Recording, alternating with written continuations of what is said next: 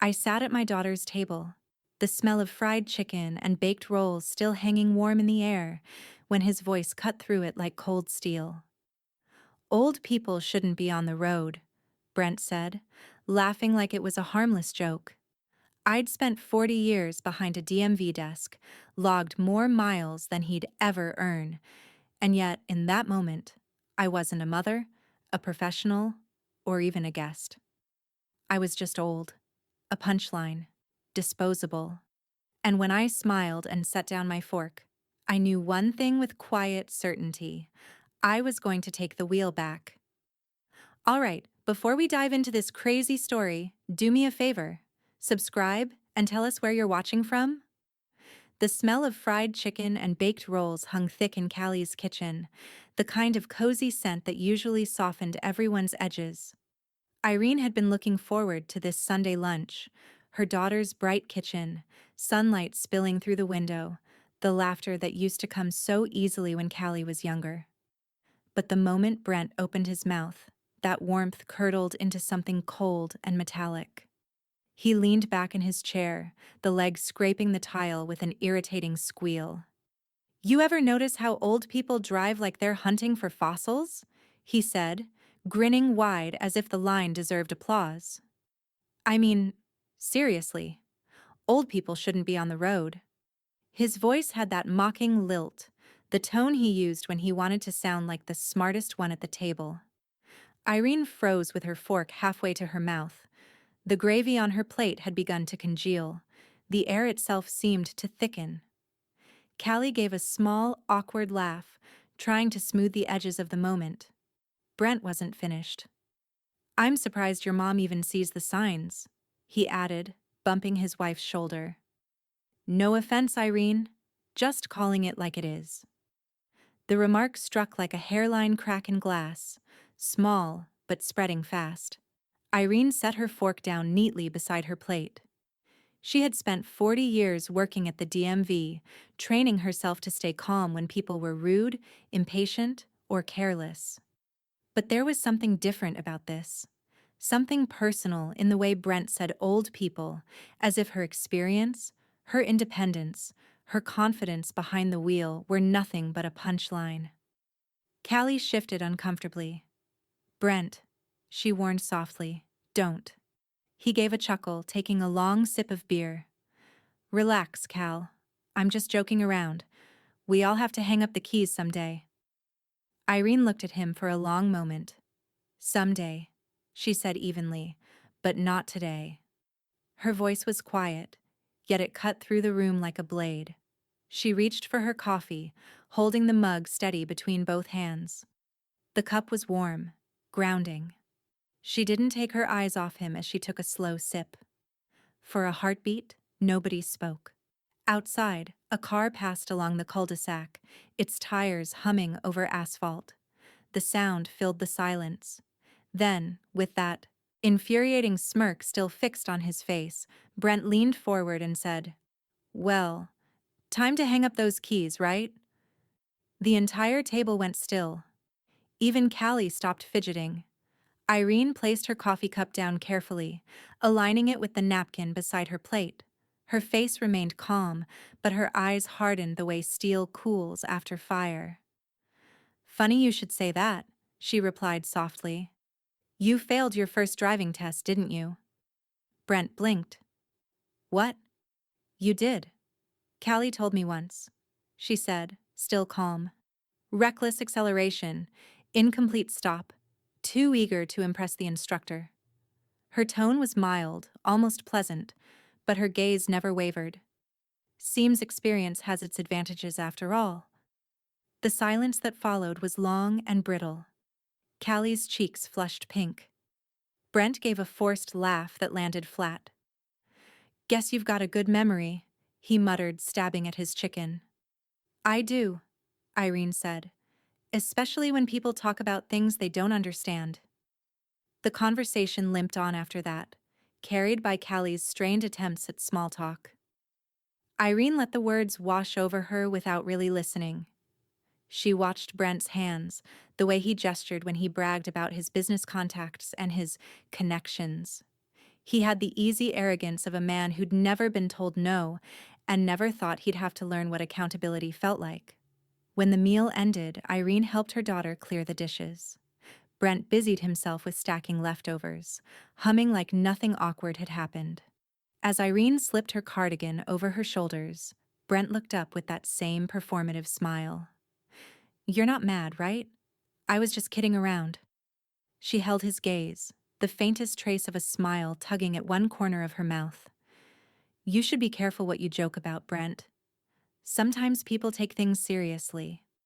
His expression faltered just a little, a flicker of confusion before he shrugged it off. Outside, the late afternoon sun hit her car windshield in a flare of gold. She took her time walking down the driveway, each step slow, deliberate. When she slid into the driver's seat, she rested her hands on the steering wheel and exhaled. The leather felt smooth, familiar. She'd driven across half the state in this car. Every mile was a quiet assertion that she still belonged on the road, in motion, in control. Her phone buzzed with a new message from Walter. "Need to meet about the lease accounts. Some names to review." She smiled, a calm curve of satisfaction crossing her face. "Perfect timing," she murmured. The key turned easily in the ignition, and the car came alive with a low, steady rumble. As she backed out of the driveway, a single thought settled in her mind, sharp and unwavering. "He thinks old people shouldn't drive. Let's see how he feels when the car he drives isn't his to control." The next morning, Irene stood by her kitchen window with a mug of tea cooling in her hands. The sun was only just lifting over the rooftops, gilding the cul-de-sac in quiet gold. She had slept fine, better than she'd expected, but her mind kept returning to Brent's voice at that lunch table, the careless way he'd laughed after cutting her down. She'd met plenty of people like him during her years at the DMV, confident until consequences arrived, smug until paperwork caught up. But it felt different when arrogance sat at her daughter's table. It wasn't just rude, it was invasive. It had stepped right into her home through family, wearing the mask of just teasing. Her phone buzzed on the counter. "Callie." "Mom?" Her daughter's voice was small, cautious. "About yesterday. Brent didn't mean it like that." Irene smiled faintly at the phrasing. "Like that." As if disrespect depended on tone. "Of course he didn't," she said lightly. "Tell him not to worry. I've heard worse." There was a pause, relief unspooling through the line. "I knew you'd understand," Callie said.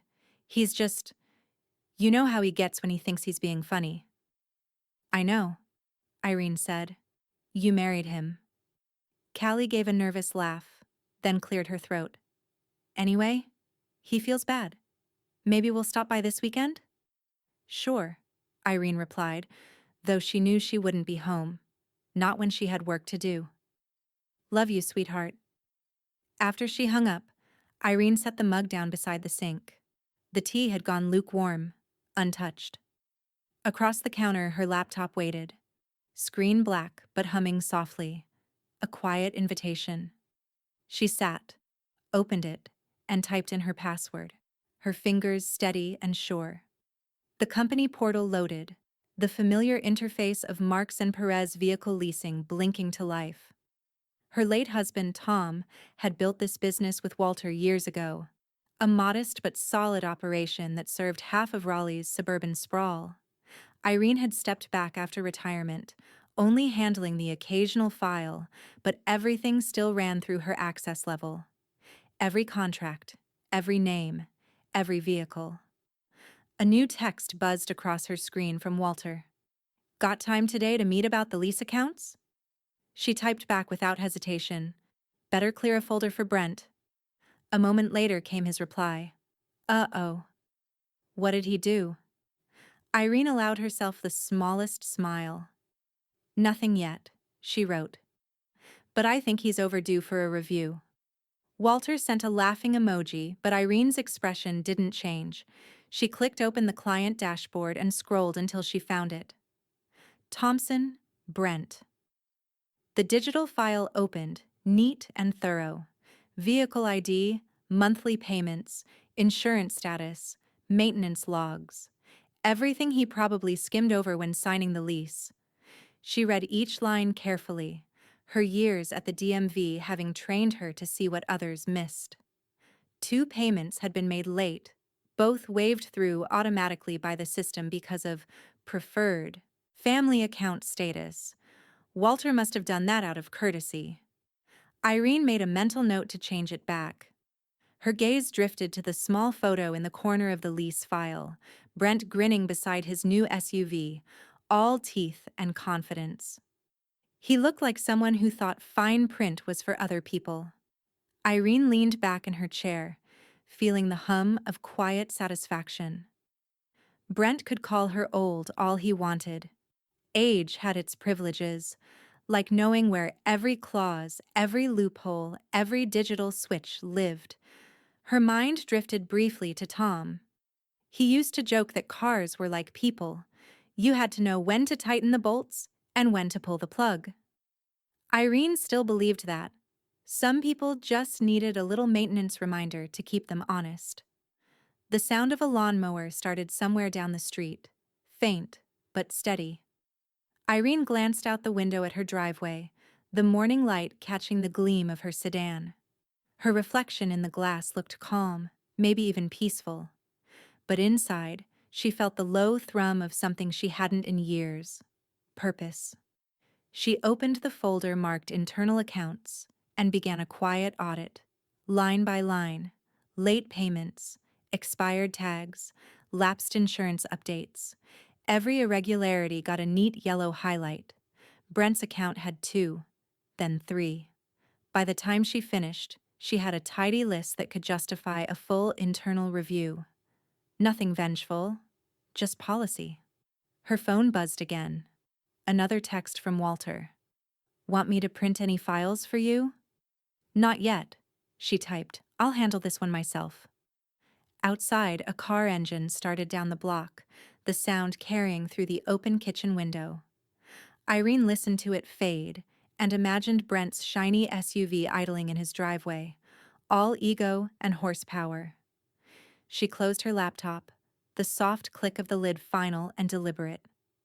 For now, she would say nothing more about old people driving. Brent had made his joke once. She'd let him have it. But there were some jokes people only got to tell one time. By Tuesday afternoon, Irene had turned her dining table into a command center. A neat row of manila folders stretched across the wood, each labeled in her clean block handwriting. The scent of lemon polish lingered from her morning cleaning routine, mingling with the faint hum of her laptop fan. Her world had shrunk to a screen, a stack of papers, and one name that had begun to gleam like a warning light: Brent Thompson. On paper, his SUV was leased under Marks and Perez Vehicle Leasing, family discount account, 12-month renewal schedule. In practice, it meant the car wasn't truly his. It was company property, bound by the fine print most people never read. Irene had always believed people revealed themselves through how they treated borrowed things. Brent treated everything like it was already his, including her daughter. She opened his digital file again. 2 late payment notices blinked in the system log, both quietly cleared by the preferred family setting. The timestamps told a story: missed payments in March and July, both within a week of expensive-looking social media posts, one at a beach resort, another showing off a new golf club set. She leaned closer to the screen, clicking open the automated messages he'd ignored. The language was polite, sterile, reminders of obligations he never intended to honor. Her phone vibrated against the table. Walter Perez. "Got your message," he said when she answered. "You really want to go through Brent's file? I mean, he's family." "Technically," Irene replied. "So was that timeshare salesman you almost strangled in Myrtle Beach?" Walter's laugh crackled through the line. "Touché. Want me to pull the plug? We can flag his account for default and let the system handle it." Irene's lips curved just slightly. "Not yet. Let's drive slow. He paused, recognizing that tone. You've got that sound in your voice again, he said, like you're sharpening something. Just polishing, Irene said. I don't cut until it's clean. After she hung up, she turned back to her laptop. Her fingers moved with the patience of someone knitting a long pattern. Every clause, every footnote of Brent's contract passed under her scrutiny. The language was airtight, a little legacy from her husband Tom's old business habits. Never lease a car to someone you wouldn't trust with your name, he used to say. Irene had trusted Brent for Callie's sake, not her own, and she was beginning to realize that had been a mistake. She printed a hard copy of the contract and laid it beside her teacup. The paper gleamed white under the light, dense with terms that Brent had probably flipped through while half listening, signing wherever Callie pointed. Typical. Most people thought legal documents were there to protect them. Irene knew better. They protected the careful from the careless. A sharp knock broke her concentration. She turned to see Angie Simmons, her former co-worker from the DMV, standing at the screen door with a grin and 2 coffees. Heard a rumor you're back at your desk, boss lady. Irene smiled, genuinely this time. You heard right. Come in before the humidity eats us both alive. Angie set the cups down and glanced at the papers. Uh-oh. Someone's in trouble. Someone's overdue, Irene corrected. Angie arched a brow. The son-in-law. Irene said nothing, but her silence was answer enough. Angie took a long sip of coffee and then pulled out her phone. You'll appreciate this. I checked the DMV renewal database this morning. Guess whose driver's license expires next month? Irene looked up from the folder, her interest sharpening. Brent Thompson. Angie nodded, a knowing smile tugging at her lips. And knowing him, he'll probably forget until the day it's due. You could set your watch by that kind of ego. Irene's mind began to weave possibilities. In her years behind the counter, she'd seen dozens of people miss renewal dates, licenses suspended, vehicles locked, insurance rates climbing. Rules didn't care who you were, they just waited for you to trip. Thank you, Angie, she said, her tone quiet but layered. You've always had perfect timing. Angie tilted her head, studying her friend. What are you up to, Irene? Nothing yet, Irene said, closing the folder and smoothing the paper's edge. But I'm about to remind someone that old people still know how to read the fine print. Angie chuckled, shaking her head. Just don't end up on the news? Irene smiled without humor. If I do, it'll be the weather report. Clear skies, no storms in sight. When Angie left, the house grew still again. The ticking of the kitchen clock filled the space between Irene's thoughts. She sat there for a long time, eyes fixed on Brent's name at the top of the document. The afternoon light had shifted, slanting across the table, turning the ink into something darker, almost severe. She opened her email draft window and began typing a short note to Walter. Hold all maintenance authorizations on account WS1749 until further notice. Review vehicle GPS log access. Her finger hovered over send. Then she clicked.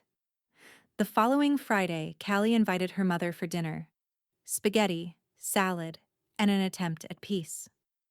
Irene suspected as much the moment she saw her daughter's neatly set table and the bottle of red wine breathing on the counter. Brent was already there, hunched over his phone at the far end of the dining room, frowning at something on the screen. Hey, he muttered without looking up. Something's wrong with my car. Irene removed her coat slowly, hanging it over the chair with deliberate calm. Oh? Yeah, Brent said, tossing the phone onto the table with a sigh. That stupid tire sensor keeps flashing. Says I've got low pressure, but I filled it yesterday. Probably some glitch in the system. Callie glanced at him nervously, her smile tight. I told him to take it to the shop, but you know how he is? Irene folded her hands, the faintest glint of amusement flickering in her eyes. Funny, she said softly. That car's due for a maintenance hold. Brent frowned, not catching her tone. Maintenance hold? She lifted her wine glass, swirling it once. Company policy, she replied. All leased vehicles get a full diagnostic every 12 months. Keeps everything compliant. He gave a careless shrug, his confidence already recovering. It's a lease, Irene. They can't touch me unless I say so. Her smile didn't reach her eyes. Can't they? The silence that followed was brief, but telling. Callie busied herself with pouring more wine. Irene took her seat across from them, her expression serene. The smell of garlic bread filled the air, the kind of domestic comfort that used to anchor evenings like this. Now it only made the tension more obvious. Brent reached for the Parmesan, muttering under his breath. The whole system's a scam anyway. You pay them to drive their car. Then they act like they own you. Irene speared a piece of pasta, her tone mild. You sign a contract. You agree to the terms. That's not a scam. That's adulthood. Brent smirked, thinking she was joking. Spoken like someone who used to work for the DMV. I still read better than most of their customers, she said. Callie gave a small, helpless laugh, but Brent rolled his eyes. Whatever.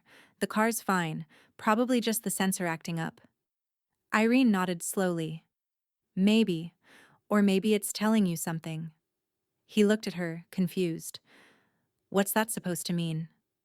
Sometimes warnings aren't wrong, she said simply, dabbing her napkin at the corner of her mouth.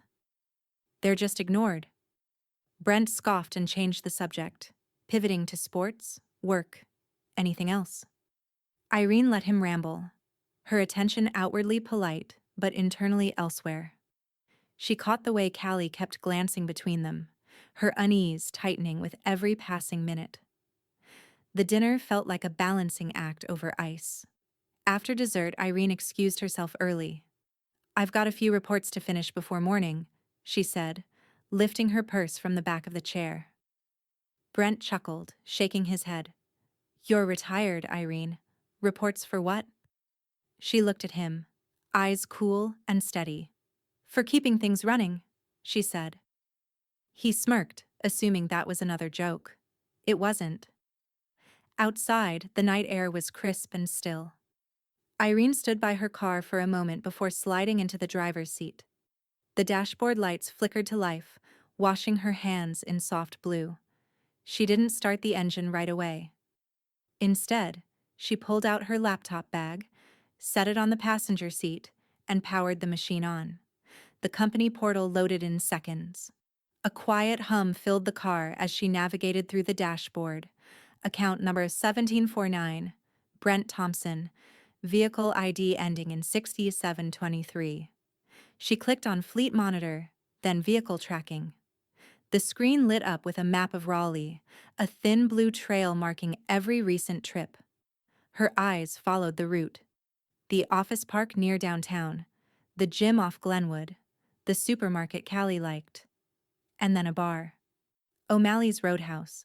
The GPS log showed multiple visits, always between 6 and 8 p.m., always on weeknights. Irene tilted her head slightly. Callie's work schedule was 12-hour shifts at the hospital. She wouldn't be meeting him there. A soft hum of realization rippled through her chest. She wasn't angry, exactly. Not yet. Just alert. Observing. Like a driver reading the road for sharp turns ahead. She zoomed in on the map, tracing the route until she reached the bar's parking lot coordinates. The car idled there for an hour and 23 minutes on a Wednesday. She clicked the next day. Same pattern. Thursday. Again. The digital clock on her dashboard ticked forward by a minute. The hum of the laptop fan seemed louder now. She closed the lid gently, her decision folding into the quiet night like a blade sliding home into its sheath. Tomorrow, she'd meet Walter for coffee and make a small adjustment to Brent's account. Nothing drastic, just enough to encourage maintenance compliance. Saturday morning broke with the steady hum of rain against the windows. Irene sat at her kitchen table, a half-finished crossword beside her, and her laptop open in front of her. The gray light gave the room a hushed, waiting feeling. On the screen, the familiar company dashboard glowed softly, calm, orderly, obedient to her hand. She clicked account number 1749, Brent Thompson. The same SUV she'd traced to O'Malley's Roadhouse now showed as active, parked at his home address. The tracking log confirmed he hadn't moved since last night. Irene rested her fingers on the keyboard and took a slow sip of coffee. Then, with a single keystroke, she scrolled to service controls, a tab very few people knew existed. Her late husband, Tom, had insisted on building it into the fleet system for liability management. In plain terms, remote immobilization, a digital lockout.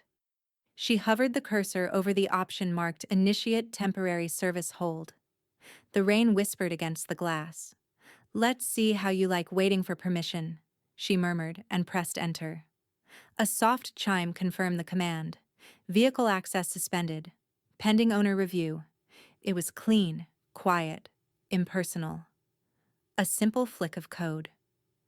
Across town, Brent jabbed the ignition button of his SUV for the third time. Nothing. The dash lights blinked, then died again. He cursed, slamming the steering wheel with the heel of his hand. "Come on, you piece of junk," he muttered, trying again. Dead. He grabbed his phone and opened the leasing app, his jaw tight. The screen flashed a red banner. Service lock. Contact provider. What the hell? He fired off a call to the office number listed on the account. It rang twice before a calm voice answered. "Marks and Perez Vehicle Leasing," Irene said pleasantly. Brent's tone snapped like a whip. "My car won't start." "I see," Irene said, typing idly though she didn't need to. "What's the make and model?" "You know what it is," he barked. "The SUV. The one your company, leased to me. It's locked out." She let a thoughtful pause stretch just long enough. "Oh, that might be our maintenance hold," she said. "You've missed 2 payment deadlines, and the system flags accounts automatically. I paid. I sent the damn checks." "I'm sure you did," she said gently. "But according to our records, they were late. Company policy freezes the vehicle until balances are confirmed." Brent's voice rose. "You can't just lock my car. I have work." "Technically," Irene said, her voice silk over steel, "it's not your car. It's ours. You lease it." That's what those long paragraphs you didn't read were about. For a moment, all she heard was his breathing, harsh, angry. Then, "You think you're funny, don't you?" "Not particularly," she said, "but I do appreciate irony." She could almost picture his face, red, jaw clenched, pacing in his driveway in the rain. When she finally hung up, she smiled faintly to herself. It didn't take him long to show up. The door to the leasing office flew open less than 40 minutes later, the bell overhead clanging violently. Brent stormed in, dripping rainwater onto the polished floor. His hair stuck to his forehead. His fists were balled tight at his sides. "You can't do this!" he shouted, striding straight to her desk. "You can't just take my car hostage." Irene didn't flinch. She looked up from the screen, her glasses low on her nose. "Morning, Brent. I hope you didn't drive here." His eyes flashed. "You think this is a game?" Behind her, a door opened. Walter stepped out of his office, adjusting his reading glasses and taking in the scene with one glance. "Everything all right here?" he asked mildly. Brent spun toward him. "No, everything's not all right. She's abusing her authority. I have rights." Walter leaned against the doorframe, arms folded. "You signed off on the service hold permissions when you accepted the lease. Page 4, Section 9. It's standard procedure." "That's language," Irene said quietly, not looking up. Brent turned back to her, his face blotched red now. "You're doing this to humiliate me. Over some stupid comment?" Irene closed her laptop, stood, and smoothed the front of her blazer. "No, Brent. I'm doing this to enforce compliance." Her tone was light, but her eyes held steady. You said old people shouldn't drive. I think it's fair you learn what it feels like when someone else decides when you're allowed to move. Walter exhaled, half a sigh, half amusement. You should be grateful, son. If Irene had wanted to, she could have reported you for breach. This is her being generous. Brent's voice cracked under the weight of frustration. You people are insane. People who read contracts rarely are, Irene replied. He opened his mouth, but no words came. His jaw worked, his face flushed deeper. Finally, he spun on his heel, muttering something under his breath, and shoved the door open so hard the bell jangled again. The sound of rain swallowed him as he disappeared into the parking lot. Walter watched through the window until Brent's figure vanished. You sure you're done with him? He asked. For now, Irene said, picking up her coffee mug again. I just shifted him into neutral. Walter chuckled. You always did know how to drive slow. Irene smiled faintly. Best way to stay in control. Sunday evening arrived with the kind of restless quiet that made walls seem thinner. Irene sat at her kitchen counter, rolling dough between her palms, shaping each muffin top with careful precision. The hum of the oven filled the room. Low, steady, domestic. Outside, the light was fading, bruising the sky into violet. She'd almost finished cleaning the mixing bowl when her phone lit up. Callie. The moment Irene answered, her daughter's voice came through sharp, tense. Mom, what did you do? Irene wiped her hands on a towel. Good evening to you too. I'm serious, Callie pressed. Brent said you locked his car. He's furious. He's been pacing all afternoon yelling about legal action. I see, Irene said, her tone even. Well, I hope he gets his steps in. Walking's good for the heart. Mom, Callie's voice cracked with disbelief. Did you really do that? Irene glanced at the timer on the oven. He missed payments. It's standard procedure. The system acts automatically once certain conditions are met. You run the system, Callie shot back. That's true, Irene admitted, but only to make sure it runs correctly. There was a long silence on the line. Irene could hear her daughter's slow exhale, the sound of someone caught between anger and unwilling understanding. Finally, Callie whispered, He says you're trying to humiliate him. I don't have to, Irene replied softly. He's doing a fine job on his own. Before Callie could respond, the timer dinged. My muffins are ready, Irene said. Call me when he's calmed down. She hung up before her daughter could protest. Across town, Brent's voice thundered through the kitchen like a storm tearing at drywall. She's out of her mind, Callie. You saw her smirk at me in that office. She did this on purpose. Callie stood near the sink, arms crossed, every line of her body taut. You didn't pay on time, Brent. Twice. Oh, for God's sake. Everyone pays late sometimes, he snapped. She's using her little company power trip to make me look like an idiot. Callie rubbed her temples. She's not making you look like anything. You're doing that yourself. He turned toward her, eyes wild, voice rising. Don't take her side. I'm not taking sides, she said quietly. I'm just saying. Maybe if you stopped yelling for 5 seconds, you'd realize she's not going to undo this just because you scream. Brent's face flushed, his mouth working around words that didn't come. Finally, he yanked open the refrigerator, grabbed a beer, and slammed the door shut hard enough to rattle the magnets. Unbelievable, he muttered. You two are exactly alike, cold as damn stone. Callie didn't answer. The next morning, while Brent sulked in the den pretending to work from his laptop, an email pinged into his inbox. The subject line read, Review, page 4. WP. He clicked it open. Attached was a PDF of his contract, highlighted sections in yellow, notes in Walter's tidy handwriting. Each line pointed to clauses on payment delinquency, service holds, and lease compliance. The message was short, almost mocking in its brevity. Per company policy. Recommend reading before threatening legal action. Brent's jaw tightened. He slammed the laptop shut and pushed away from the desk so hard the chair skidded back. Unbelievable, he muttered again, pacing toward the window.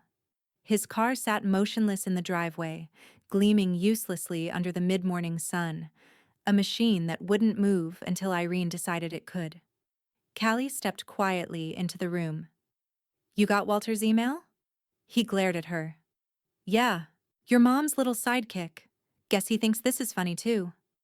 Callie hesitated. "Brent, maybe just apologize. Get it over with."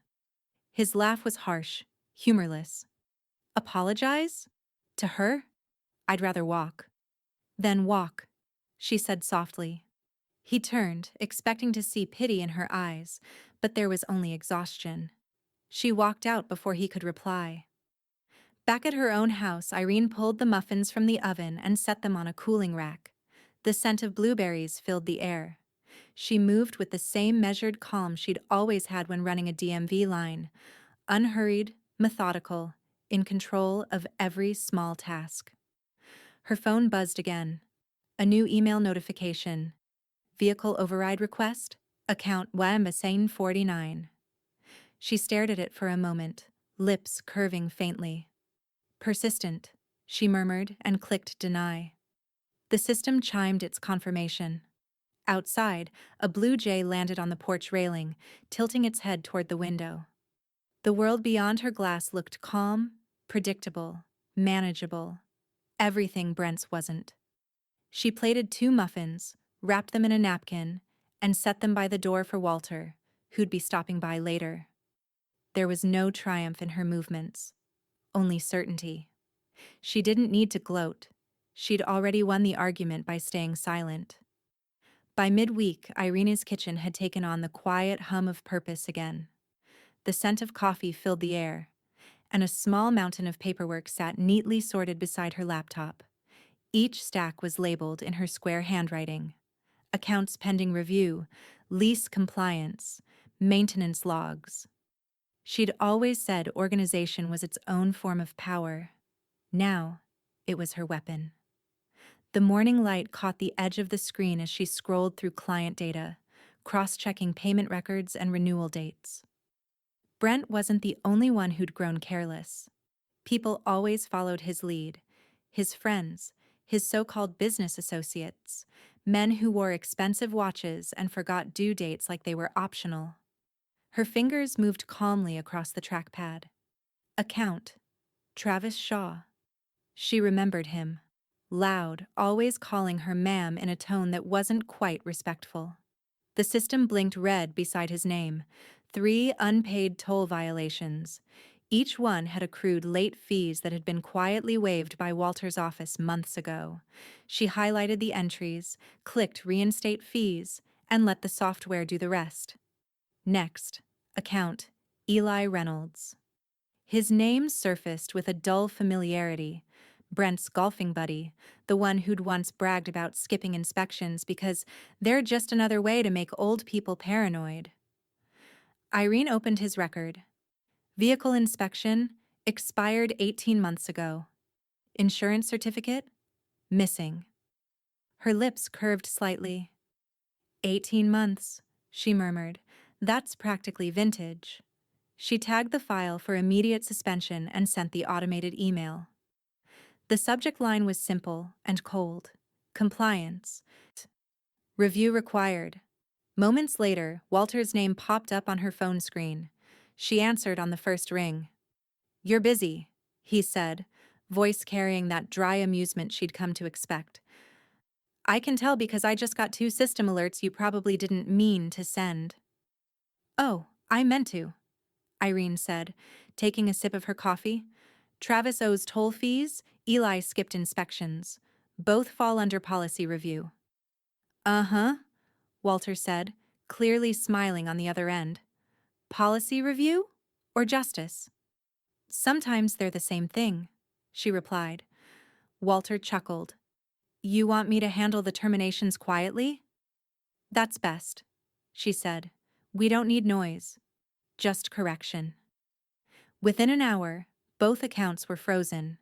Notifications would go out automatically, emails would follow, and by evening, both men's dashboards would flash with identical messages.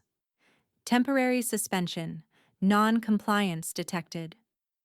Irene sat back in her chair, the hum of the refrigerator the only sound in the room. The process wasn't thrilling. It was meticulous, deliberate, and deeply satisfying, like stitching a hem that had frayed too long.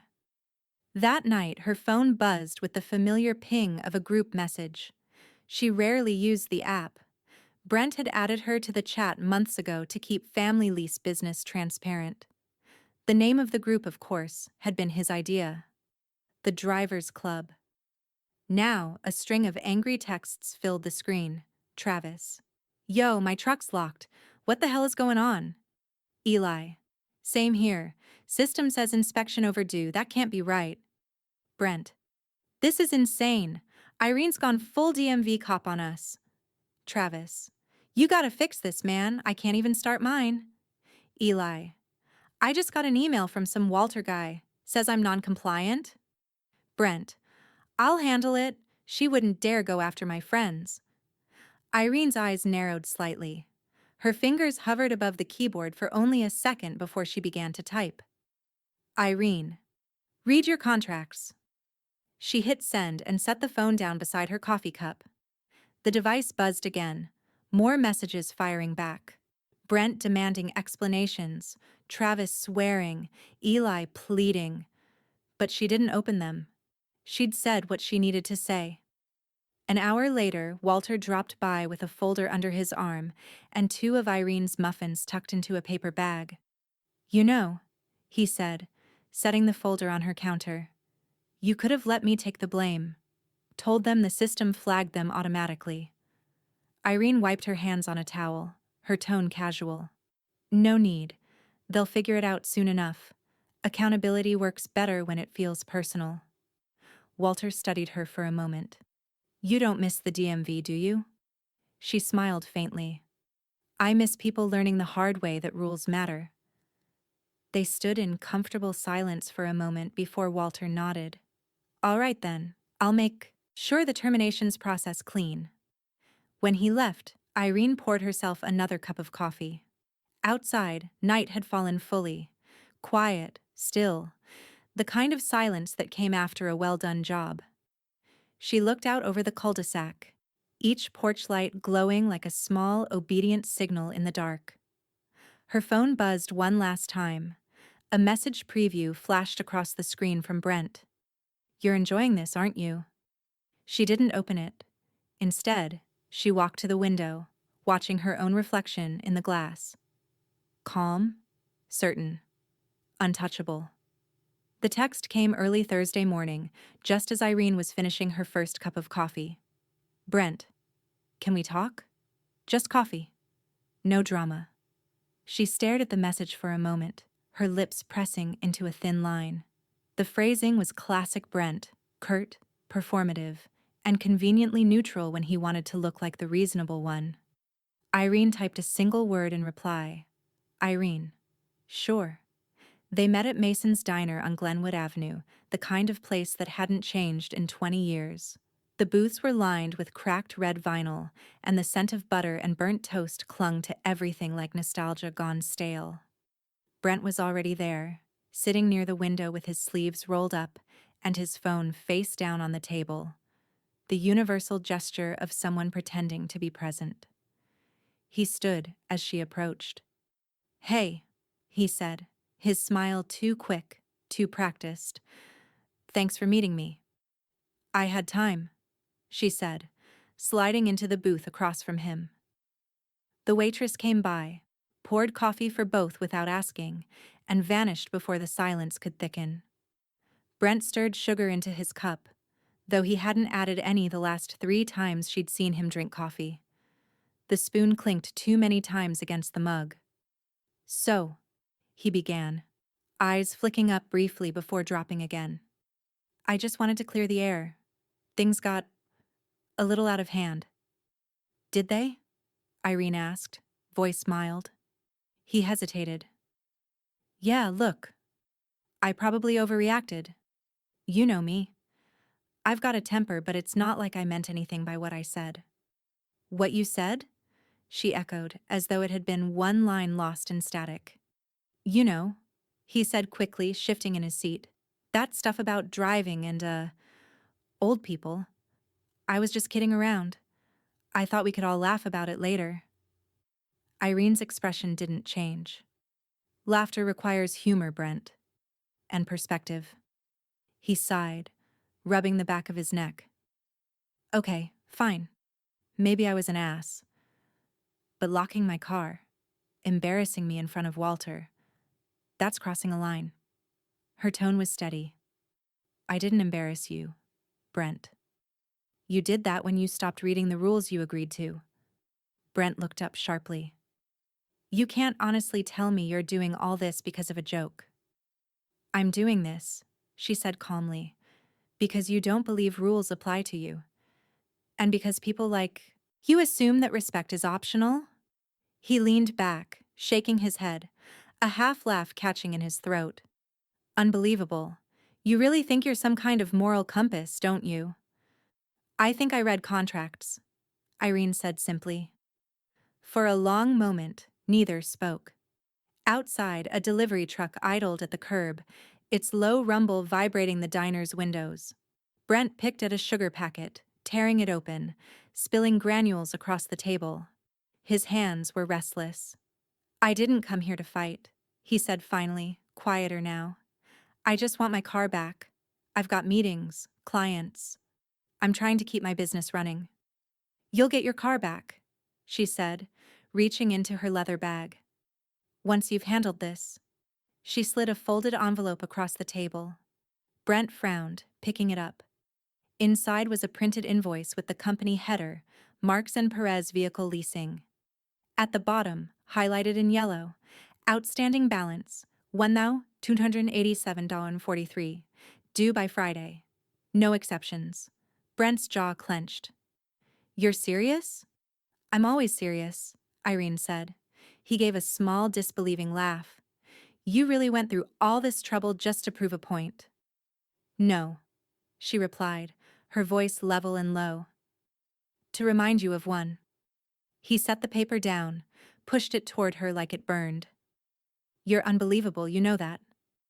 I've been told, she said, taking another sip of coffee. He stared at her for a moment, as if waiting for her to crack, to soften, to give him a way out. But she didn't blink. The silence between them thickened, settling like dust. Finally, he stood. You win, he muttered. I'll pay the damn bill. Irene looked up at him, her tone soft but final. It's not about winning, Brent. It's about remembering who holds the keys. He didn't respond. He just walked out, letting the door swing wide, the bell above it chiming in his wake. The waitress reappeared, refilling Irene's cup. Everything okay, hun? She asked. Irene smiled faintly. Everything's running right on schedule. By Monday morning, Irene was already at the office before the lights had even warmed to life. The building smelled faintly of printer ink and old carpet, familiar, comforting, a place that had held her history long before Brent had decided to challenge it. She set her purse down, hung her blazer neatly on the coat rack, and powered up her computer. The hum of the machines came alive around her, like an orchestra tuning up before a quiet performance. Her inbox blinked with new messages, but only one mattered. A note from Walter. Subject: ready when you are. She smiled faintly, rolling her shoulders back before typing her reply. Irene. Proceed. Full restructure. Use the revised terms. Then she hit send. Walter arrived 10 minutes later, his tie crooked, coffee cup in hand, and that look of amused disbelief that had followed Irene since the day you rejoined operations. I knew you'd come back swinging, he said, stepping into her office, but I didn't think you'd rebuild the whole damn department while you were at it. Not rebuild, Irene said, adjusting her glasses. Refine. He arched an eyebrow. That's one word for it. She pulled a folder from the stack beside her. 5 neatly stapled packets labeled in blue ink. These, she said, are the first 5 vehicles we're retitling under the new oversight structure. No more family exemptions, no more courtesy clauses. Every driver reclassified as a commercial leasee, which means full compliance checks every 90 days. Walter took the top packet, flipping through it slowly. You realize you're rewriting half the company's playbook, right? Tom's playbook? She corrected gently. He believed in accountability. I'm just bringing that back. Walter chuckled, but there was admiration under it. And Brent? She didn't hesitate. Blacklisted, effective immediately. He let out a low whistle. That's going to sting. It's supposed to, she said. He made his choice the moment he decided the rules were optional. Walter leaned against the filing cabinet, sipping his coffee. You sure about this, Irene? It's one thing to cut a man off. It's another to salt the earth afterward. She looked up from her paperwork, her expression calm, her tone surgical. When people like Brent think they can take advantage of trust, you don't give them a warning. You close the loophole. You make sure no one like him can crawl through it again. He stared at her for a long moment, then nodded. All right. Let's do it your way. For the next 3 hours, the office hummed with a quiet intensity. Irene reviewed policy drafts while Walter handled the administrative side: vehicle retitling, contract migrations, policy distribution. The sound of typing keys echoed through the small space like steady rainfall. Every document she revised bore her mark. Tighter compliance language, stricter renewal penalties, mandatory GPS transparency. No more casual shortcuts, no more friendly exceptions. She even added a new clause, one that required all lessees to undergo a quarterly license verification, cross-checked directly with DMV records. It was meticulous, unrelenting, and airtight. By noon, the internal database showed the updates complete. 5 vehicles now sat under new ownership classifications, each with her signature digitally stamped beside Walter's. He leaned against her doorframe again, arms crossed. That's it then. We just made this place bulletproof. Irene smiled faintly, closing her laptop. Not bulletproof, she said. Just responsibly armored. Walter laughed. You always were better at the phrasing. She stood, stretching her back. And you were always better at making sure things got done. Thank you, Walter. He tipped his Wayuk cup toward her. Anytime, partner. When he left, the office felt larger somehow, clearer, like air after a storm. Irene stood by the window overlooking the street, watching cars drift by, all of them bound by lanes, lights, and limits. Rules kept things orderly. Rules kept people safe. Her computer chimed. It was an email. Not from Walter this time, but from Angie Simmons. Subject: Coffee to celebrate? You've been on fire lately. Irene smiled, typing back. Irene? Sure, but no driving metaphors this time. 3 p.m. at Clyde's Cafe? Angie replied within seconds. Deal, and I'm buying. You've earned it. Irene shut her laptop and gathered her papers, sliding them neatly into her leather portfolio. She'd been careful not to let emotion seep into this. No gloating, no visible pride. But as she turned off the office lights, the faint reflection in the glass showed something she couldn't quite disguise: satisfaction. She was building something stronger than revenge now. An infrastructure that made sure people like Brent could never repeat their mistakes. By the time she stepped outside, the sun had burned through the morning haze. She walked across the parking lot, the heat rising from the asphalt in shimmering waves. Her car beeped as she unlocked it, and for a moment she paused, glancing at her reflection in the driver's side window. The woman looking back wasn't angry anymore. She was resolute. Her phone buzzed in her hand. A new notification appeared on the company dashboard app. Unauthorized account access attempt. Brent Thompson. She exhaled through her nose, almost laughing. The man was predictable, if nothing else. The knock came just after sunset. Irene had been sitting on her porch with a cup of tea, watching the last streaks of daylight fade behind the pines that lined the cul-de-sac. The day had been long, productive even, but the quiet now felt heavier than usual, like a held breath that wouldn't quite release. She set her cup down and turned as the door opened. Callie stood there, framed in the fading light, her shoulders drawn tight, and her face pale from exhaustion. It was the look of someone caught between sides and losing ground with both. "Hi, Mom," Callie said, her voice small. Irene gave a faint smile. "You sound like a child about to confess something."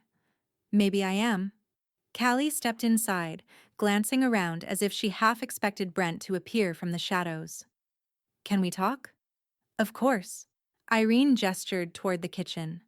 "There's tea. Or wine, if this is that kind of talk." Callie managed a weak smile but shook her head. She sat at the kitchen table instead, her fingers worrying at the edge of her sleeve. Irene joined her quietly, the air between them carrying the faint scent of Earl Grey and lemon polish. After a long pause, Callie said softly, "You embarrassed him." Irene's spoon clicked against her cup. "He embarrassed himself." Callie looked up, her eyes tired but searching. "You could have handled it differently. You didn't have to—" "To what?" Irene interrupted gently. "Enforce a contract? Expect responsibility?" "He's humiliated, Mom. He's angry. I know. And you're okay with that?"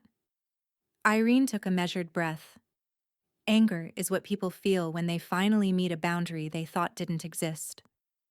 Callie stared down at her hands. "You talk like this is business, but it's family." "It was family," Irene said quietly, until he decided it was negotiation. That silenced her daughter. For a long stretch, neither of them spoke. The only sound was the faint tick of the kitchen clock and the hum of the refrigerator, steady and unbothered by human discomfort. Finally, Callie whispered, "He says you're trying to destroy him." Irene's lips curved faintly, though her eyes softened. "If holding him accountable feels like destruction, that's his problem, not mine." Callie's voice cracked. "Do you still love me?" The question landed between them like a dropped plate, fragile, irretrievable. Irene set her cup aside, stood, and came around the table. She rested a hand on her daughter's shoulder. "Always," she said. "But I love myself too. I won't choose one over the other anymore." Callie blinked rapidly, her throat tightening. "He says you're cold." "I'm steady," Irene said. "Cold people don't bake muffins or worry if their daughter's sleeping enough. But I am done cushioning grown men from the consequences they earn." Callie pressed her lips together, fighting tears. "You've changed." Irene tilted her head. "No, sweetheart. I've just stopped apologizing for being the one who reads the fine print." That coaxed a reluctant smile from Callie. Just a flicker of the girl she'd once been, the one who used to sit at this same table doing homework while Irene double-checked DMV ledgers. "I don't know how to fix this," Callie admitted finally.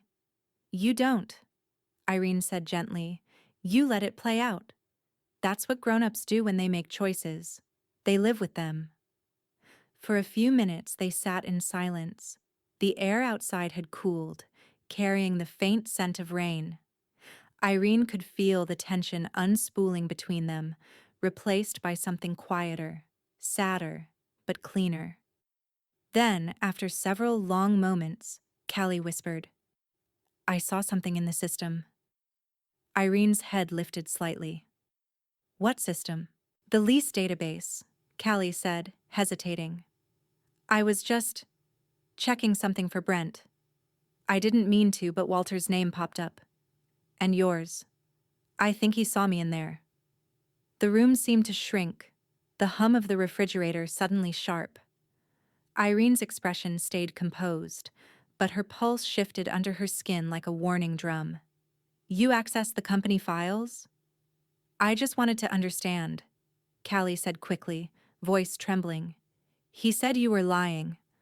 I thought maybe if I saw for myself. Callie. Irene's tone was still calm, but there was a weight in it that stopped her daughter mid-sentence. You don't get to fix a man by breaking trust with your mother. Tears welled in Callie's eyes. I didn't think. No, Irene said softly. You didn't. And that's exactly how Brent operates. Callie looked away, silent now, the truth stinging too deeply to argue. Irene stepped back, crossing her arms as she gazed out the window. The porch light reflected faintly against the glass, catching both their reflections. Mother and daughter, same bone structure, same resolve, separated by years and choices. The following Friday, Irene sat in the waiting area of the Raleigh DMV, the same building where she'd spent 4 decades of her life teaching people how not to lie to themselves. The familiar hum of fluorescent lights, the quiet shuffle of forms, the muffled impatience of strangers. It all wrapped around her like an old coat she hadn't forgotten how to wear. Her appointment had been for 10 o'clock sharp. She'd booked it online, checked in early, and now sat with her purse neatly folded on her lap, her license renewal paperwork clipped in perfect order. If there was one thing she knew how to do, it was follow procedure. When the clerk called her name, Irene Marks, she stood with the same calm precision that had unnerved impatient teenagers for decades. The clerk turned out to be Angie Simmons, bright-eyed as ever behind her reading glasses. Well, look who's here, she said, grinning. The legend herself. I thought you swore you'd never set foot in this place again. I said I'd never work here again, Irene corrected, smiling faintly. Renewals are a different matter. Angie motioned her toward the exam desk. All right, let's see if you still remember how to pass a vision test. You'd be surprised how many people walk in here convinced they're perfect until I show them the E-chart. I wrote half of those procedures, Irene reminded her. I know, Angie said, and now you get to experience your own bureaucracy. The test took less than a minute. Irene read every line flawlessly, her voice steady. When it was over, Angie leaned back and whistled. Better than half the 30-year-olds we get. You still got the reflexes of a hawk, Irene. I prefer owl, Irene said. Sharper in the dark. Angie laughed and clicked a few keys on the computer.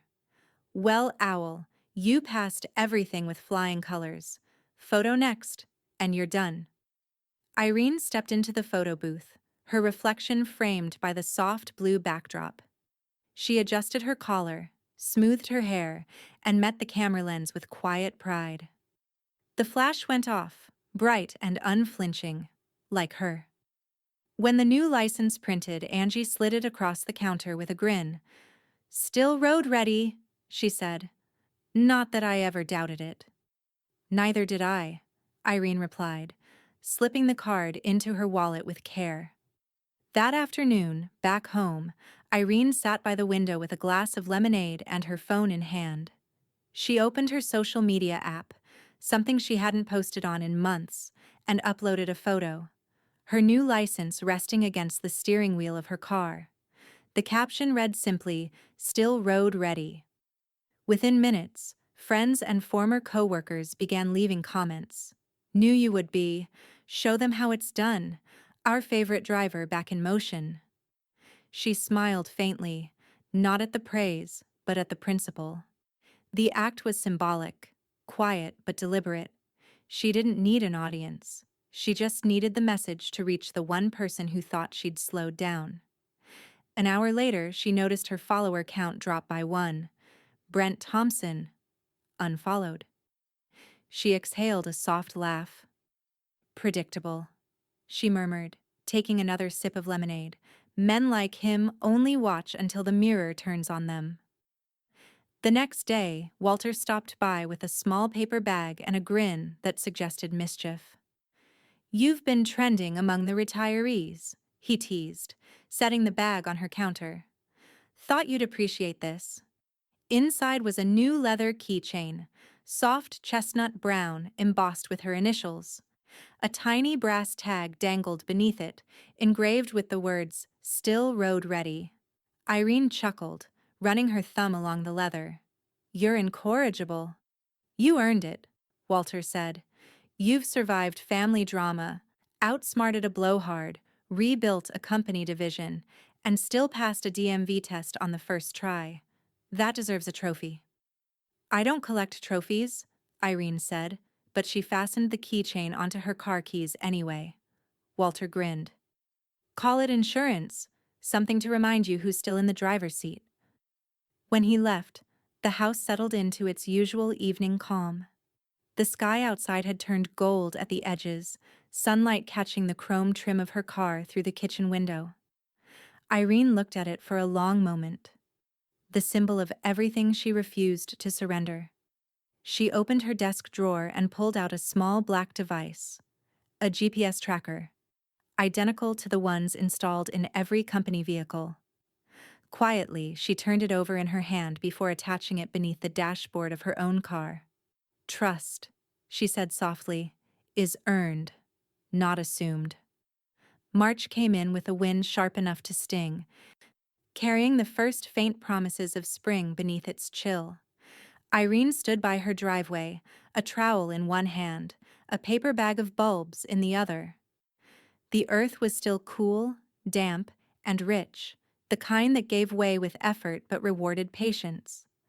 She knelt on the gravel edge, pressing tulip bulbs into the soil one by one, spacing them evenly like a woman who understood rhythm in every part of life. Around her, the neighborhood hummed faintly. A lawnmower 3 houses down, the faint bark of a dog, a child's bicycle clattering over pavement. Normal sounds, reliable ones. A beige sedan rolled slowly past, its engine uneven, the kind of car that sounded like it had been borrowed reluctantly. Irene didn't look up right away, but when she did, she caught sight of Brent behind the wheel. His hair was unkempt, his jaw shadowed. He noticed her too, a flicker of something in his expression, half shame, half irritation. For a second, their eyes met. Then he turned away, pressing the accelerator just enough to disappear around the corner. Irene brushed dirt from her gloves. "You used to wave," she murmured. "Now you run." She planted the next bulb a little deeper. That evening, Walter stopped by with a folder tucked under his arm. The office had been quieter lately. Brent's absence had that effect, like removing static from a radio. Walter dropped the folder on her kitchen table where the sunlight pooled in gold rectangles across the wood. "Got a moment?" he asked. "Always." She wiped her hands and poured them both coffee. He sat, watching her move with the steady precision of someone who'd mastered solitude. "We've finished the restructure," he said. "It's airtight now.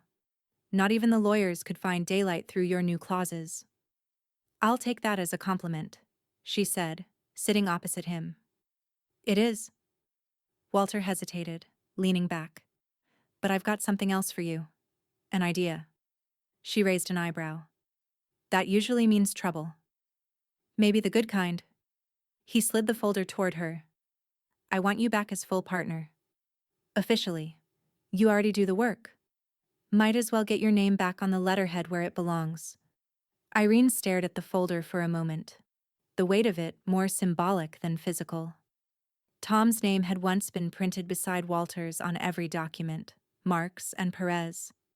It had stayed that way for years, even after Tom died, until she'd stepped back and let the business move on. Now Walter was offering her that place again. She smiled faintly, tracing a finger along the folder's edge. "You're a persuasive man, Walter." "I've been called worse. But I'm not done yet," she said. "And I'm not running either. When I come back, it'll be because I'm ready to rebuild something new, not patch up what's left." Walter studied her for a long moment, then nodded. "Fair enough." He reached for his coffee. "You always did know how to drive in your own lane." "Safest way to travel," Irene said.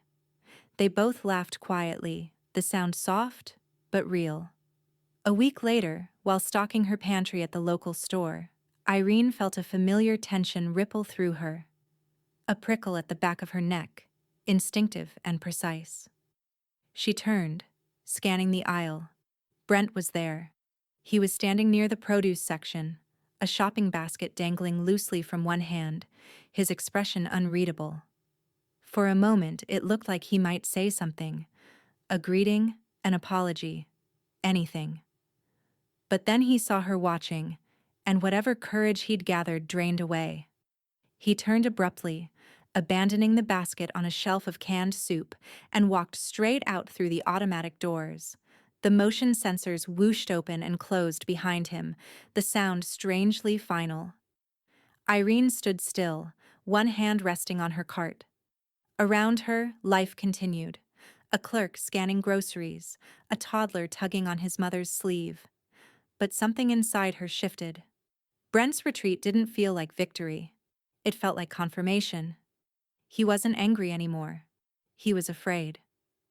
She picked up a carton of milk, placed it in her cart, and exhaled slowly. Outside, through the window, she could see the same beige sedan idling crookedly in a parking space. Brent climbed in, slamming the door, his face hidden by shadow. The engine coughed, then steadied. Irene's phone buzzed in her purse. She pulled it out. A new message from Walter. WP. You were right to say no. Something tells me you're not done yet. Irene smiled, typing back a single line before tucking the phone away. I am. Not even close. The morning the tow truck came, the air was so still it seemed to be listening. Dawn light broke thinly over the cul-de-sac, painting everything in pale blue and gold. Irene stood on her porch with a mug of black coffee, her robe tied neatly, her face unreadable. Across the street, the beige sedan sat crooked in Brent's driveway, one back tire low, the paint beginning to dull from neglect. The truck pulled up quietly, its orange hazard lights cutting rhythmic flashes across the sleeping houses. The driver, a tall man in a company jacket, climbed out, clipboard in hand. He didn't knock. He didn't need to. The order was already logged and approved. It was 6:02 a.m. on the dot when the chain clanked against the undercarriage. Brent came bursting through the front door seconds later, barefoot, wearing a wrinkled t-shirt. Hey, what the hell do you think you're doing? He barked, storming down the steps. The driver didn't look up from the paperwork. Repossession order, he said. Marks and Perez Leasing. Account the Maru on 1749. You're welcome to call the office. Like hell, Brent spat, yanking his phone from his pocket. He started punching the screen furiously, pacing, his voice loud enough to wake the street. Curtains twitched in neighboring windows. Irene didn't move. She sipped her coffee, the warmth grounding her against the cool morning air. She'd known this day would come, had even ensured the date was set exactly 7 days after the final grace period expired. There was nothing impulsive about it. She'd given the system time to work, the rules time to catch up. The driver attached the last chain, nodded once, and climbed back into the truck. The engine rumbled to life, low and steady, like a verdict being read aloud. Brent's voice cracked into the noise. You can't do this. I've got rights. The driver didn't answer. The truck began to reverse, the car's tires rolling up the metal ramp with a hollow groan. From her porch, Irene called out, voice calm and clear, cutting through the chaos. You missed your final payment, Brent. He froze, spinning toward her. His face was red, his hair sticking out in wild tufts. This is you, isn't it? It's the contract, she replied evenly. You signed it. You broke it. The rest takes care of itself. He took a step toward her, fists clenched at his sides. For a moment, Irene wondered if he'd actually lose control, but then he saw the driver watching, saw the neighbor's blinds half drawn, saw how small he looked in his own front yard. He stopped. The truck's ramp lifted. The SUV, gleaming, useless, rose out of the driveway like something being carried off to judgment. Brent stood there until it turned the corner and disappeared from sight. Only then did he notice Irene's expression. Not smug, not cruel. Just still. "You're unbelievable," he hissed. "I've been told," she said, setting her empty mug on the porch railing. He went back inside without another word. The front door slammed hard enough to rattle the mailbox. The phone rang 30 minutes later. "Mom?" Callie's voice was thin, unsteady. "Please tell me you didn't approve the repo." "I did," Irene said. "Why?" Her daughter's voice cracked, a tremor of frustration threading through the grief. He's lost everything, Mom. His car, his credit. He's barely working. Can't you just give him another chance?" Irene looked out the window, watching the sunlight crawl over her tulip bed. "I already gave him too many." "He's trying," Callie said, the plea barely a whisper now. "Trying isn't the same as changing." There was silence on the line. Irene could hear the soft sound of her daughter breathing, steady but uneven, like she was holding back words she didn't dare speak. Finally, Callie said, "He thinks you enjoy this." Irene closed her eyes, her voice almost tender. "If he believes that, then he still doesn't understand me." "I just don't want to lose you both," Callie whispered. "You won't," Irene said. "But you might have to watch him lose himself." The call ended quietly. That afternoon, Irene sat on her porch again, the sky now warm and wide. She scrolled through, her phone idly, not expecting much. But there it was, Brent's name, bold and bitter across a public post. Brent Thompson. Boomers ruin everything. Power trips, control freaks, old people who think they own the world. Maybe it's time they finally parked for good. A handful of sympathetic comments followed from his circle of equally bruised egos. Irene read it once, then set her phone down, the corners of her mouth lifting just slightly. Walter texted a few minutes later. "It's done. Keys are secured." Irene replied, "Perfect timing." She leaned back in her chair, watching a cardinal dart between the branches above her driveway. The world felt quieter now. Not because the noise was gone, but because she'd stopped letting it dictate her peace. The following Saturday carried that slow, forgiving kind of sunshine that made even hard weeks feel like they could soften at the edges.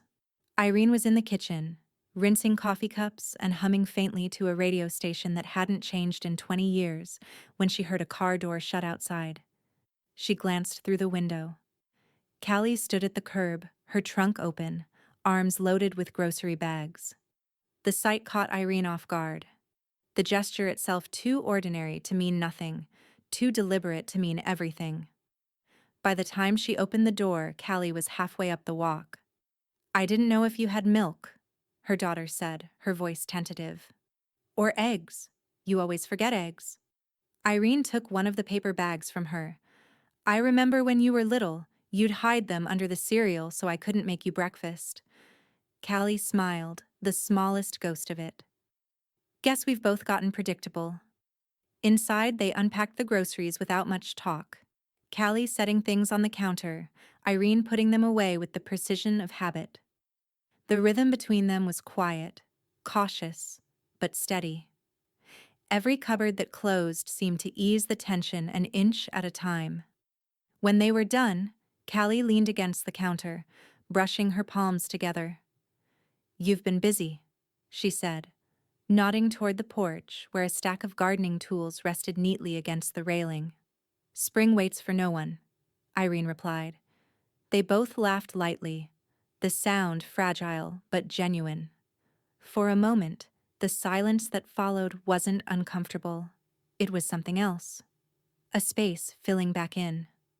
After a while, Irene gestured toward the porch. "Come sit, I've got lemonade." They sat side by side, the late afternoon sun slanting through the oak trees, painting slow-moving shadows across the yard. The tulips Irene had planted weeks before were pushing through now, stubborn, bright, unapologetically alive. Cars passed occasionally along the street, their tires humming against the asphalt. Neither spoke for several minutes. It was Callie who broke the quiet first. "You were always the strong one," she said softly, her eyes fixed on the tulips. Irene didn't answer at once. The wind brushed through the trees, carrying the faint scent of earth and cut grass. "And the driver," she said finally. Callie turned her head. "The driver?" "Yes," Irene said. "Someone has to keep things moving, even when the passengers don't like the route." Callie let out a small, bittersweet laugh. "You make it sound so simple." "It is simple," Irene said. "It's just not easy." They sat quietly again. The silence weighted but not heavy. Across the street, Walter stepped out of his front door, waving a folder in one hand and his other in greeting. "Ladies," he called out, "don't let me interrupt your summit." "Afternoon, Walter," Irene called back, lifting her glass. He grinned. "That new lease audit went through. Thought you'd like to know the world hasn't collapsed yet." "Give it time," Irene said, smiling. Walter laughed, heading toward his mailbox. "You two take care now." When he was gone, Callie studied her mother. "You really don't get tired of being in charge, do you?" Irene tilted her head, considering. "Not in charge, just responsible." "Same thing." "No," Irene said quietly. "In charge means control. Responsible means consequence. I know the difference." Callie looked down at her hands, then out toward the street again. "He's not doing well." "I know," Irene said. "I keep thinking he'll apologize," Callie said, her voice trembling slightly. "But I don't think he knows how." "Some people don't learn unless they lose something they thought they owned," Irene said. "And even then, some never do." Callie's eyes shone in the fading light. "You don't hate him, do you?" Irene took a long sip of lemonade before answering. "No. Hate's a waste of gas. I just don't break for him anymore." A single tear slipped down Callie's cheek before she could stop it. She brushed it away quickly. "I don't know how you do that," she said. "Do what?" "Stay so calm." Irene watched a car glide past, its taillights catching the sun. "Because I've already driven through worse storms," she said. The air thickened with the kind of silence that doesn't demand words.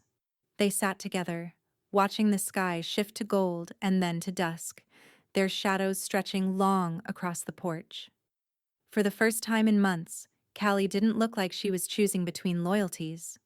She just looked like a daughter sitting beside her mother, both women shaped by what they'd endured, both knowing the road ahead still wound through unfinished places. As the first porch lights blinked on across the neighborhood, Irene's phone buzzed beside her glass. A message glowed on the screen. No name, just a number she didn't recognize. "Unknown. He's not finished with you." The evening breeze rustled the tulips. Irene's jaw tightened ever so slightly, her eyes fixed on the horizon. "Mom?" Callie asked softly. Irene smiled without looking away. "Nothing important." She silenced the phone and set it face down on the table, her reflection caught faintly in the glass. The morning opened wide and quiet, washed in early sunlight that shimmered across the two-lane highway like polished glass. Irene drove with the windows rolled down, the spring air folding through her silver hair and carrying that clean scent of magnolia and new rain. The hum of the engine beneath her was steady, certain, a rhythm she trusted more than most people. It had been months since the last storm, literal or otherwise. Brent's name hadn't crossed her mind in days, maybe weeks, and when it did now, it barely stirred anything more than a passing sigh. The road curved ahead, lined with tall trees whose shadows bent and swayed across the asphalt. Irene followed the line of them, one hand on the wheel, the other resting lightly against the open window, the sunlight soft on her skin. Her phone buzzed in the cup holder. She glanced down at the screen when the next stoplight turned red. Message from Rowley Community Food Bank. Thank you, Ms. Marks, for your generous donation. Your continued support helps us keep local families moving forward. She smiled faintly, not for the praise, but for the words themselves. Moving forward. That was always the point, wasn't it? Not revenge, not even vindication. Just forward. When the light turned green, she eased through the intersection, the air tugging at her sleeve. The GPS on her dashboard blinked, though she didn't need it. She could have driven this route blindfolded. The back roads of Wake County were in her bones, every turn mapped by memory. She passed the old diner where she'd met Brent that one morning. Same cracked sign, same peeling red paint. It looked smaller now, almost harmless. A mile later, she turned into the parking lot of the Raleigh Community Center. The building wasn't much. Beige brick, blue trim, a fresh banner flapping above the door. She parked neatly between the lines, cut the engine, and sat for a moment as the world around her slowed. The quiet had a weight to it. Not emptiness, just peace. Earned through friction. She picked up her phone again, opened her camera, and snapped a photo of the view through her windshield. The road she'd just driven, framed by sunlight and trees. For once, she didn't post it. Some victories didn't need to be seen to exist. Irene grabbed her leather tote from the passenger seat and stepped out. The air smelled faintly of cut grass and coffee from somewhere nearby. She straightened her jacket and walked toward the entrance. A sign stood by the double doors in clean black lettering. Driver's Confidence Class, led by Irene Marks. She paused there, studying the words for a heartbeat. The irony wasn't lost on her. The woman accused of being too old, too fragile, too irrelevant, now teaching others how to trust themselves behind the wheel. Inside, a few early attendees were already gathered. Men and women her age, some older, sitting in folding chairs arranged in a semicircle. A few clutched notebooks, others fidgeted with car keys. They all looked up when she entered, and Irene offered a small, steady smile. "Morning, everyone," she said. "Let's get started." Her voice carried the same calm authority she'd once used at the DMV, the voice that smoothed panic and corrected pride without apology. As she began walking them through the lesson, something inside her clicked into place, quiet and whole. Every word she spoke felt like a road unspooling beneath her, measured, deliberate, and hers. An hour later, when class ended and the chairs were being folded away, Irene stepped outside again. The air had warmed, sunlight pooling against the hoods of parked cars. She slipped her sunglasses on and started toward her sedan, her heels clicking softly on the pavement. Traffic whispered along the main road beyond the lot, a steady, unbroken flow. She reached her car, set her bag inside, and was about to open the door when a familiar shape caught her eye. A gray pickup rolled past slowly, window down, the driver's face caught briefly in the glare of the sun. Brent. He looked older somehow, drawn, tired, wearing defeat like a jacket he hadn't learned how to take off. For a second, his eyes met hers. Reflexively, he straightened, maybe out of pride, maybe out of shame. Then he looked away. The truck turned the corner and was gone. Irene exhaled, the faintest smile playing on her lips. No anger, no triumph, just the simple recognition that the road had finally divided the way it was supposed to. She slid into the driver's seat, started the engine, and let the music fill the silence. Some old jazz number Tom used to hum under his breath on long drives. The rhythm settled into her, familiar as the steering wheel beneath her hands. Out on the road, cars moved in both directions. Different speeds, different stories. Irene merged smoothly into the flow, keeping her eyes forward, her hands steady. The road curved, sunlight glinting through the windshield, and for a fleeting second she caught her reflection in the glass. calm, alive, unafraid. Her phone buzzed again on the console, a text from Walter. Class go well? Irene smiled, rolling down the window as the wind tangled through her hair. She didn't reply. Some things didn't need words anymore. Ahead, the light turned green. She pressed the accelerator gently, the car humming beneath her, carrying her toward open air and a future that no longer required permission. He said old people shouldn't drive, so I took his wheel, his ego, and his exit.